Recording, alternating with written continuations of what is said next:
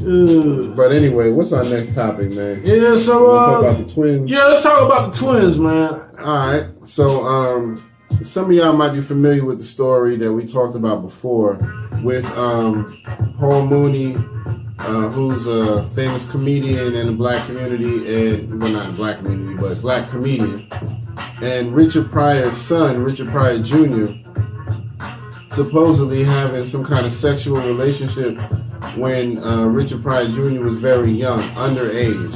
And so now Paul Mooney has still not spoke on it, but his two sons, he's got two older sons, and they call themselves the Mooney twins because they're twins, and they actually do stand-up. I didn't even know about that. Wow.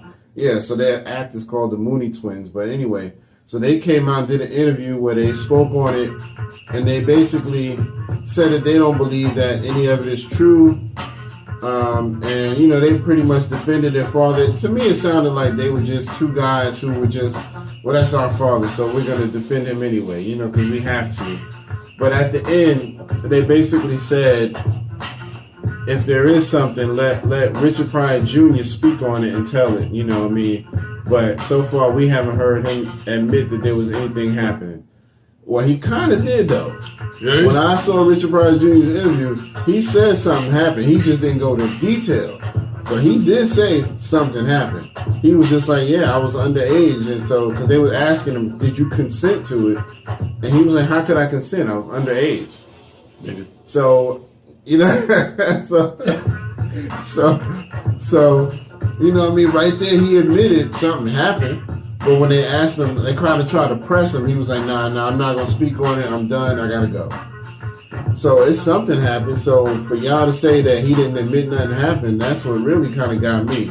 So did you get a chance to watch that video? I didn't watch the whole thing. I did watch where they were, you know, basically they were saying that Mooney was, you know, had like health issues. Yeah, they were saying he was sick. And that's was one of the reasons why he wasn't really doing interviews or hosting or anything like in Atlanta or anything like that, because he really had health issues. So, but yeah, I mean, that's the one thing I got from that. Yeah. But I didn't get I will go back and watch that because I didn't get a chance to really analyze but I did understood that though. Yeah. But hey, I mean, we're gonna see what happens. Yeah. Man. I mean, I'm sure eventually Paul Mooney will say something, but so you know, it is what it is. You know what I mean? But whether he really is sick or if he ducking and dodging, I don't know. Nobody knows.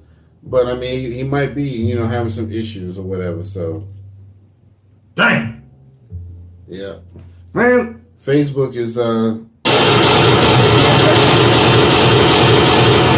acting up. We might have to download this again for Facebook because it looks like Dominic jumped over on Instagram because Facebook is messing up so much. Dominic like fuck Facebook. Man. I don't know. I don't know what Facebook's problem is. We be having trouble out of them lately. So, because it ain't us, it's Facebook. Because if it was us, then everything would be messing up. Damn. So, as soon as it says it's back. Whatever, man. You too late, Facebook. We talked about you. Yeah, we talked about you. We talked about your mama. We talked about your baby mama. Your baby mama's mama. Everybody. Yeah, man. So, but yeah, let's move on, man. I mean, the Mooney twins, like I said, you know, I posted a video about it, about their response on the Facebook page for Try It Hip Hop Podcast. So if y'all want to check that out, please go do that. It's there. All you got to do is click on it. You know what I mean? Don't let us just tell you. Listen for yourself. Their actual response is there. And then, you know, we're going to wait and see what happens with Paul Mooney himself. You know what I mean? So what you want to talk about next? Well, let's talk about this new documentary, A Great Day in Hip Hop. Yes, sir. Yes, sir. I'm pretty excited about this. So there's a new documentary that's coming out by a guy named George Nelson. Basically, he's making a documentary about something called A Great Day in Hip Hop. And it was a day where basically back in 1998, right after the whole East Coast, West Coast thing, he gathered up all these rappers. It was like over 100 rappers, you know what I mean? More than that. I think it was like maybe 200. And they took this legendary picture all together in Harlem, in front of this brownstone in Harlem. And it made the cover of Double XL at the time. So he's doing a documentary about that. Now that day actually stems from another day. There was a legendary day where a bunch of other people, I think some other celebrities had come together, like from movies and stuff, and so they decided to do a hip hop version of it. So that's what's up. I'm excited for that, man. He's working on it. He just did the preview of it at one of those little film festivals. I forgot the name of it, but it was called some kind of Urban World Film Festival, something to that effect. So it's already a done deal. Right now, he's just trying to get it out there, and supposedly everybody's really excited about it. So we'll keep y'all up to date on that, man. So I'm excited because anything that supports unity in hip hop, I'm good for that. You know, 98 was just even though it had the bad stuff that happened with Pac and Big, and we can even go and say Eazy-E. Because I mean, it's sad that it took Omar Johnson, to realize that all these guys died consecutively after each other. Right. But anyway, 98 was a good year. Like 98 was a good year in hip hop. I think everybody kind of got together. There was still some pretty good music made. I mean, we still kind of mourn Pac and Big leaving, but there was some good music that came out of 98, 99, even early 2000s. You know what I'm saying? So I mean, it just kept going along, and that cover, that Double XL cover, I mean, it's just proof of that. And just like I was telling Curtis before the show, it's just like I think the unity in hip hop nowadays, or just trap music stuff, it's there. But I don't think it has the same energy like it did back in the day. Because hip hop still, even with all the stuff it was doing, it was still frowned upon. It was still like it was like taboo. Like it was still like people didn't really understand it until it got a little bit more popular.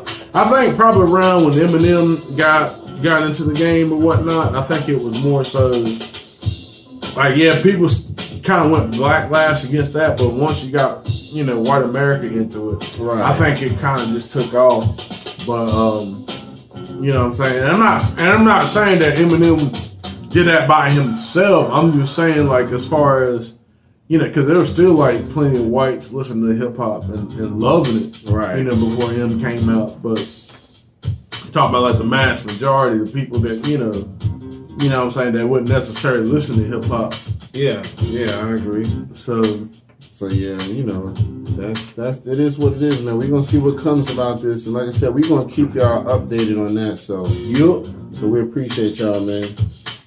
But yeah, we can move on. What you want to talk about next? The Wu-Tang American Saga, my man Joey Badass and Dave East on the thing. Cause I was just thinking, I still got I still got Joey Badass album, the American Badass. Yeah.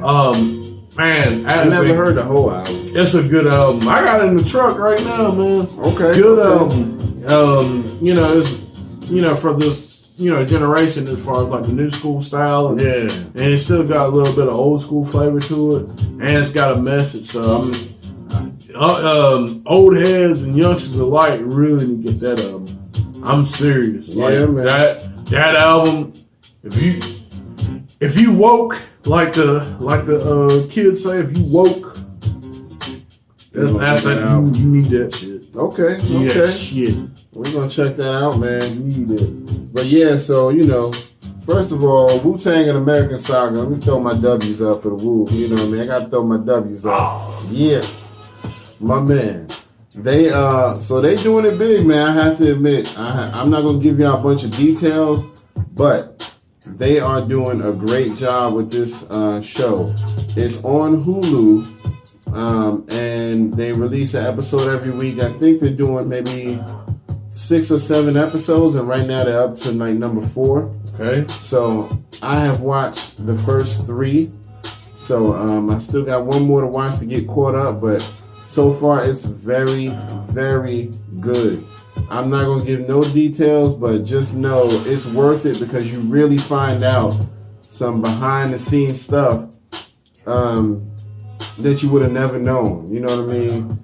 without being even being like a real big fan. And a lot of this stuff is like, wow, I didn't know that this was going on behind the scenes. You know what I mean? So it's amazing, man. Some of the stuff that they went through, from trying to do like, you know, they showed them going through talent shows, trying to win talent shows to make money so that they can get into business and stuff like that.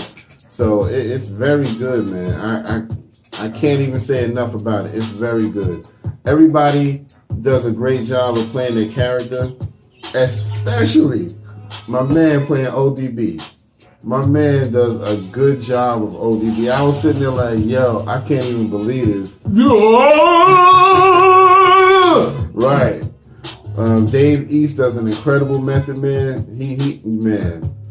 It's like, and it's natural because he already kind of reminds you of Method Man in the beginning. He got a lot of hair, had that afro like Method Man used to have.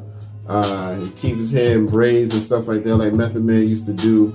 So he does an incredible job. But yeah, everybody does a great job, man. I can't even speak on it enough. So I would just want to encourage y'all to go watch it. It's called Wu-Tang: An American Saga. Somebody give me like $5 so I can upload my Hulu account or something. Or give me a Hulu access code so I can see that shit from. Right. Do they do that shit like the Netflix to see? I don't know. I know Netflix allows you to let up to like 4 people use your account. Yeah. But then they cut it off right there once it's more. Yeah, see, I got Netflix. I don't let niggas do that shit. But I need somebody, you know, hook me up with that Hulu so I can watch that. Right. Then I'll give it back. I promise. I don't think Hulu lets you do multiple users though. Damn! I think they more so cut it off like, oh, somebody else using their account, cut it off. Damn! But yeah, so go see that Wu-Tang: An American Saga. It's out now. It's a great series. If you missed the other one of Mikes and Men that we talked about, the one that was on Netflix. I thought that was on Showtime. Was it Showtime? Yeah, Showtime. I don't think you can see. Yeah, you're right, Showtime. So that one was really good too. So you know, if you can't go back, but this one takes you back. The new one, American Saga, takes you back to when they was kids. I mean, and it's dope, man. I was like, yo, this is incredible. My homegirl that you remember, old girl that was on the Queen Latifah show. She played Maxine the lawyer. Living Single. Yeah, the dark skinned girl. Yeah. She's in there. She in there. She plays. Okay. She plays. I think it's Ghostface moms. Okay. Yeah, so she's in there. It was good to see her getting some more exposures because she's a great actress too, man. Mm-hmm. So you know. But that's all I'm gonna give y'all. You know, go see it for yourself. Don't ask me about it. Go see it for yourself. Do your best. You know what I mean? You might even be able to find it on YouTube or something, but go look for it. If you got the Fire Stick, you know, you can probably get that illegal copy on there somewhere. Yep. But anyway, man, so what we gonna talk about next? Well, let's talk about Dave Chapelle. He's still, man, the man and dropped, you know, his comedy special on Netflix probably about like a couple weeks ago, and it's still trending. Like in the day and era, day and age and era, shit's like here for like a week and then it's gone. Here for a week, but this is still trending. People still pissed off about it. Certain people. I'm not one of those people. People, they're trying to up and cancel this, or at least cancel Chapelle. I mean, it's been a few articles out there. BuzzFeed and a few other companies have. Man, fuck them motherfuckers. Right, but basically they're all just hating on this dude because they're like, he's being offensive and he's doing this. Let me tell you something. Let me just make the record clear. This man has not done anything different from what he's done from the very beginning. Yep. The only difference is now he's more so talking about white America versus black America. Yep. You know what I mean? He's talked about black America a lot and the things that we go through from crackheads and everything, and nobody said nothing.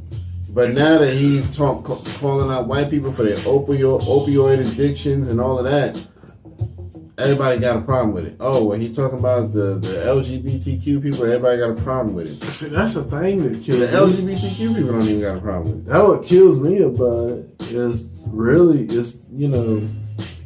especially with going back to the opioid problem, They're the one that fucking created it. Yeah. We don't have access to drugs like that. I mean, not creating them. Now, we'll sell them all day. We'll use them all day. But we don't have access to creating that shit. Right. Fucking pharmaceutical companies and shit. Yeah. Yeah, we don't have access to that. So why you get mad at someone, coming out and saying like, hey, I don't give a shit about y'all fucking opioid problem because you didn't give a shit about the crack problem that y'all fucking made. Right. Y'all made the drugs. We wouldn't make. We were about building ourselves up and trying to get our own. Yeah. You can't let niggas do that shit. Our people just got suckered into that shit. Really?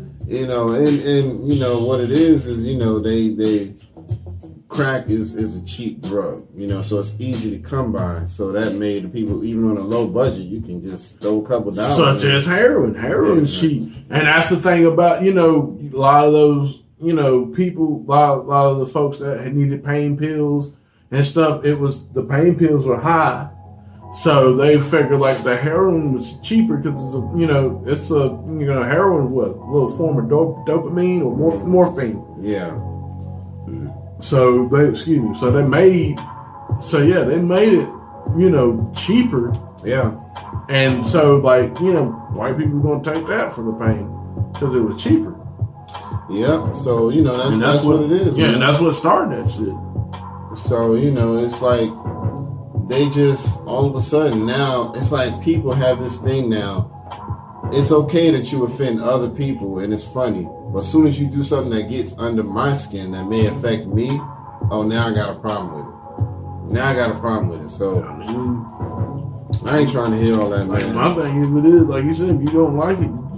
Turn that shit. Turn the shit off. I mean, and the other thing too is like he even said it when he was joking the audience in the beginning. He was like, "Just remember, bitch, you clicked on my face."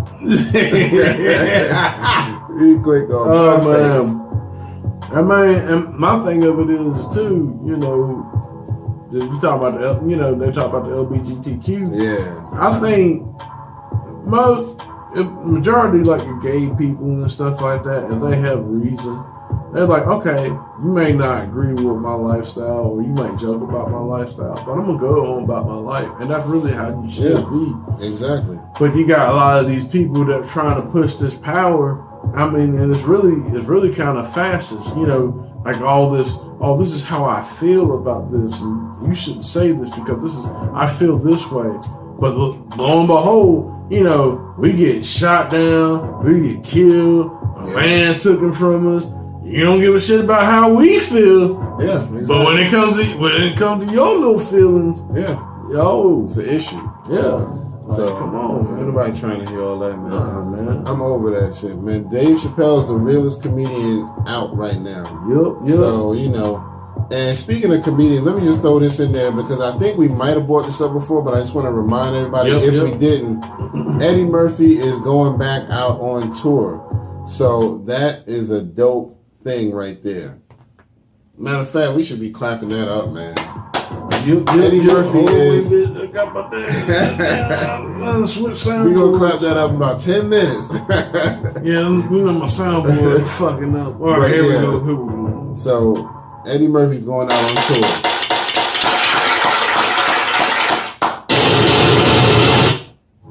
You're fired. but yeah, so he's doing a comedy stand-up tour. Plus, he has confirmed that they are making Coming to America Part 2. He's got the new Dolomite movie coming out, so he feels like this is a good time for him. And plus he's already announced that he's going to host an episode of Saturday Night Live. Oh, man, that's all. Yeah, clap that shit, though. To commemorate that. So this is not like right around the corner. It's like next year in the 2020, like the summer and fall of 2020, all this stuff is going to start happening. So we got a while, but he want to kind of put the word out there early that he's going to be doing this. So I'm pretty excited, man. That's dope, man. People don't really, like, y'all youngsters out here, y'all don't really understand how important that Saturday Night Live is. Yeah, like, he was really one of the original cast members. Yeah, that's what and actually, he's the one that really put them on the spot, really, if you think about it, man. He did. A lot of his skits and shit was when I tuned in, that's what I was tuning in for, because every time, because I'm a 70s baby, so I was born back then. When, matter of fact, Saturday Night Live came out the same year I was born, 74. And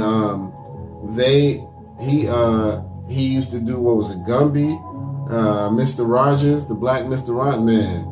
Every time I tuned in, it was like I liked all the sketches, but I was always like, oh, I hope they do Gumby this week. Or I hope they do Mr. Rogers. I hope they do James Brown. You know, he used to do a James Brown skit. So he got his start there.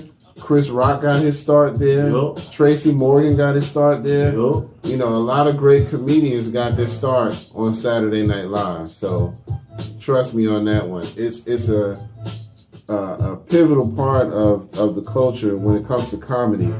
You know, between them and In Living Color, we got most of our famous comedians out today, you know. Saturday Night Live or Living in Color? In Living Color. I don't know. It's hard. Leave that in the comments, y'all. Saturday Night Live or In Living Color. Yeah, which one was better? They actually did one show together. Did they? I think it wasn't like a show together. Okay. But they had David Allen Greer on the show. Oh. Okay. And they did They did a lot of his sketches. And now what was the funniest shit though? David Allen Greer, he was fucking singing some shit like from he was like this like jazz performer from Harlem or some shit. And he's like singing and he pretty much like cooning and shit. He's like, I got a family from Harlem. Ever see them in a year or two. But have seen the white. I say, yes, indeed. It's that shit was hilarious. Yo, I'm telling you, man. I grew up on that stuff. Man. Saturday Night Live and then Living Color, I grew up on those. So, like, comedy, any good laugh is good for me, man. I mean, and in Living Color, I mean, we got Jim Carrey from that. Oh, God. We got Jamie Foxx from that. Yep.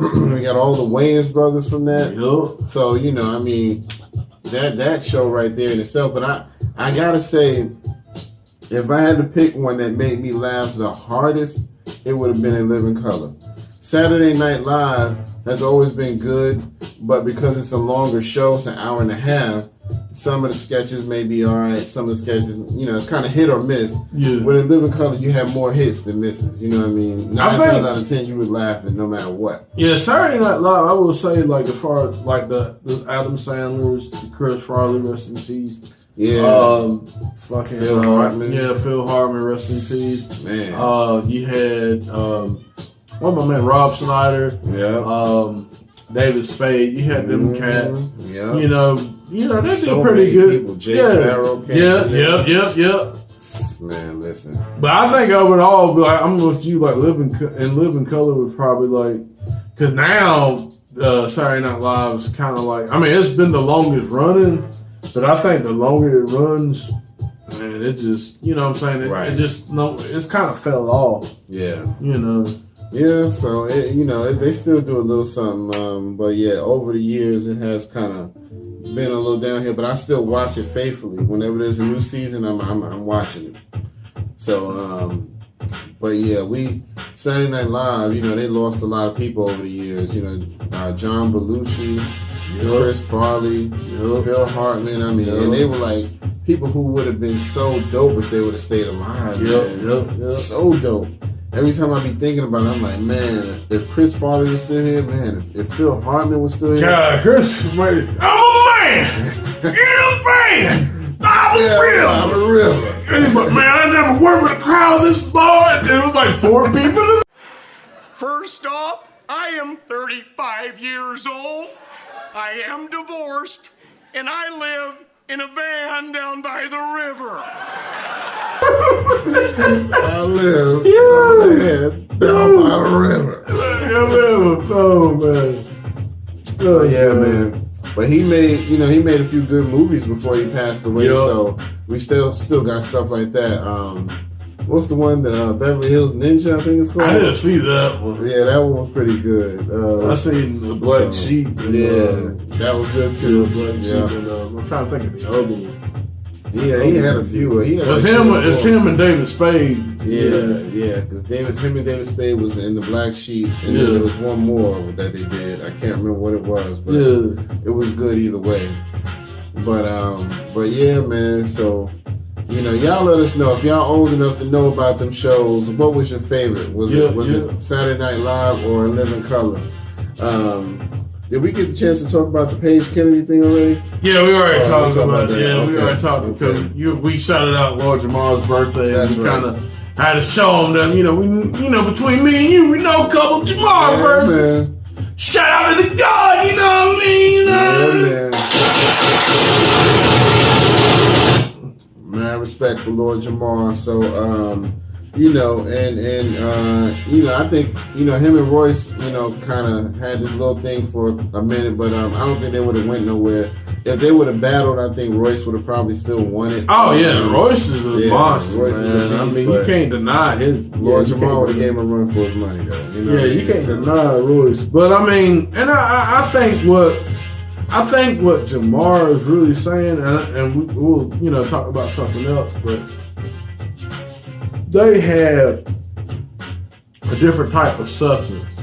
I think he talks about like Eminem don't really have enough substance as far as like, growth and actually talking about building yourself to be a better person. Yeah. I think that's what Lord Jamar was talking about. Like, this stuff that they were talking about was like knowledge of self.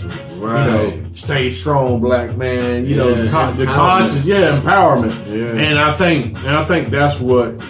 It's not that white people in general think hip hop. I think that's just what he has a problem with. I just think that that they use it for.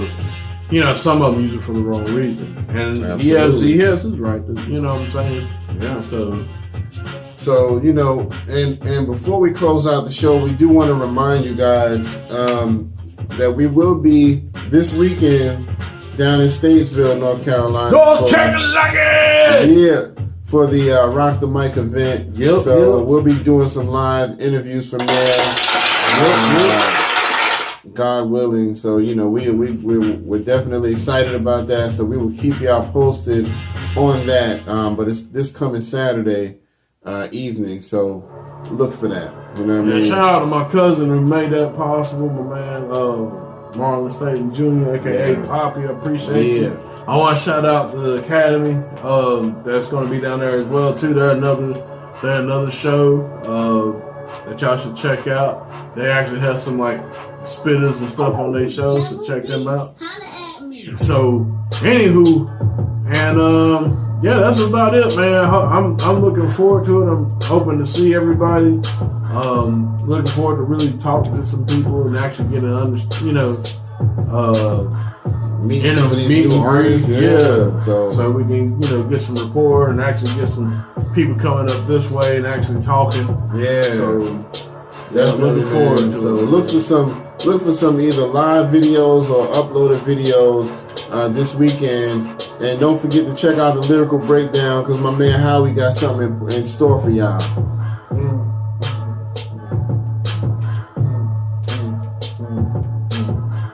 Yeah, I look nuts, man. I look like But yeah, man. So for Trying Hip Hop Podcast, I guess we'll go ahead and sign it off. This is episode 89, so we appreciate y'all checking us out. My name is Kurt, and this is Howie, and we will see y'all on the next go round. Fresh for 89, you sucker!